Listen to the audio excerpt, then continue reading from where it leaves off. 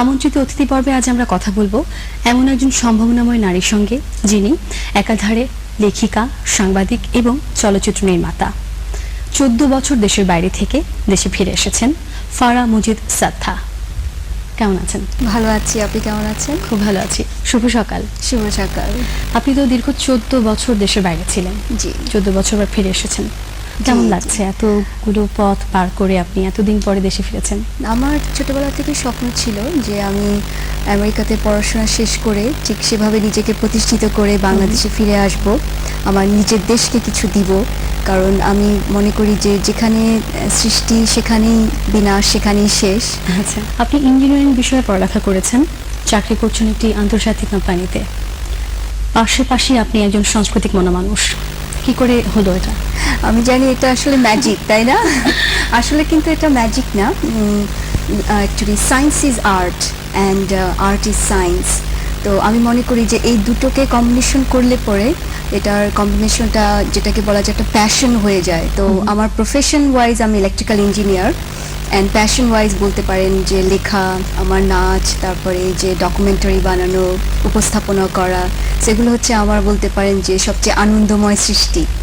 পরিবার থেকে কি কোনোভাবে এটার পেছনে কোনো কারণ ছিল? পরিবারে কেউ ছিল নাকি আপনার ভেতর থেকে এই সম্ভাবনাটা এসেছে? আমার অ্যাকচুয়ালি যেটাকে বলা যায় কালচারাল ব্যাকগ্রাউন্ড, আমার মা একজন সাংবাদিক, সবসময় যে লেখালেখির মধ্যে আছেন, তারপরে আবার রবীন্দ্রসঙ্গীত করেন। ঠিক এভাবে বলা যায় আমার অন্যান্য ফ্যামিলি সাইডেও এভাবে এই কালচারাল সাইডে আছে।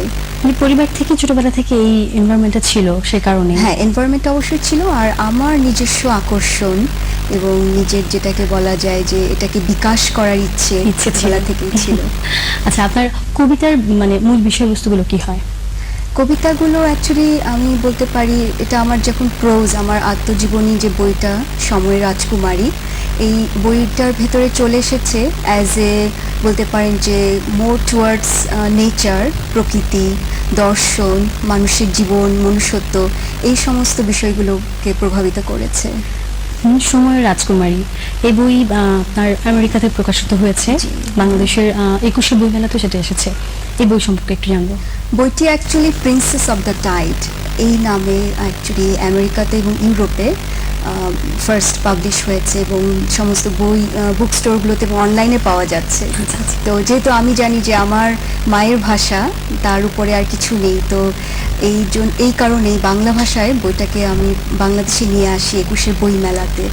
আর সময়ের রাজকুমারী অ্যাকচুয়ালি একটা সময়কে ধরা হয়েছে, আর আমাকে অনেকে জিজ্ঞেস করে রাজকুমারী কেন।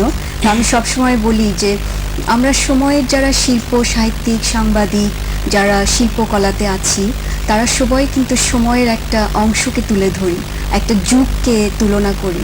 তো আমরা কিন্তু সময়ের রাজা, রাজপুত্র এবং রাজকুমারী সবাই।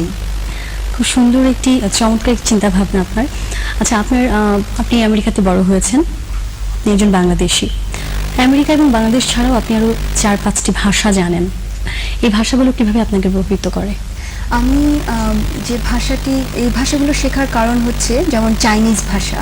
তো চাইনিজ ভাষার যে পোয়েট লি বাই, ওর যখন কবিতাগুলো পড়তাম আমার মনে হচ্ছে রবীন্দ্রনাথ ঠাকুরের সাথে অনেক মিল। তো ওই কবিতাগুলো থেকে আমার সেই ভাষাটার প্রতি আকর্ষণ আসে। তারপরে যেটা স্প্যানিশ ভাষাটা হচ্ছে আমি যে স্কুলে ছিলাম টেক্সাসে, আমাদের অ্যাকচুয়ালি স্প্যানিশ পপুলেশন এত বেশি যে ওখানে ইংলিশের মতো স্প্যানিশটা একটা ফ্লুয়েন্ট চলে আসে। আর তারপরে কবিতা লিখতাম স্প্যানিশ ভাষায়।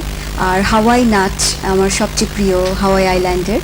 তো এই নাচের থেকে ভাষাটার প্রতি আমার আকর্ষণ আসে।